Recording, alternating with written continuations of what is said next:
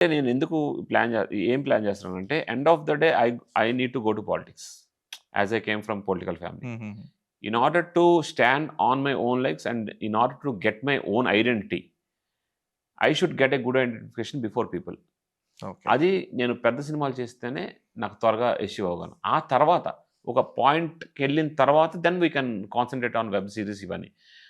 ఇప్పుడు మీరు 'Bigg Boss' చూసినా, టీవీ షోస్ చూసినా, 'జబర్దస్త్' చూసినా ఇటువంటివన్నీ వీళ్ళందరూ చివరికి కష్టపడేది సినిమా. సినిమాకు మించింది, సినిమా కన్నా యాహ్! పెద్దది ఏది ఉండదు.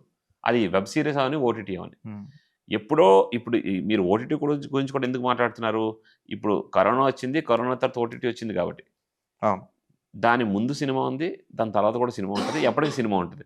అంటే ఓటీటీవి కూడా ఉంటాయి గానీ, ఇప్పుడు నేను చేస్తున్న ఫిల్మ్స్ ఇప్పుడు 'ఉస్తాద్ భగత్ సింగ్' గాని, 'ఫౌజీ' గాని, 'రాజాసాబ్' గాని not only India world wide reach అవుతాయి.